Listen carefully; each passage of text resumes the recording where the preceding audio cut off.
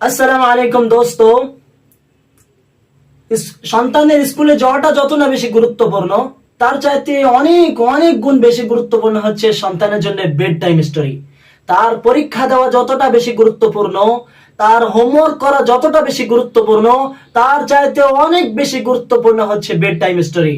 যেখানে মা ঘুমানোর পূর্বে তার মাথায় হাত বুলিয়ে তাকে শেখাবে নবীদের ঘটনা, তাকে শেখাবে তার বাল্যকালের জীবনী, তাকে শেখাবে অভাব কি জিনিস, তাকে শেখাবে যে সংসারে আমাদের ইনকাম কত, আর ইনকামের পর মাস শেষে আমাদের পকেটে জমা থাকে কত, তাই তোমাকে আমরা কিভাবে আইফোন কিনে দেব। তাকে শেখাবে সামাজিকতা, তাকে শেখাবে সমস্ত কথা, তাকে শেখাবে ইসলাম কি জিনিস।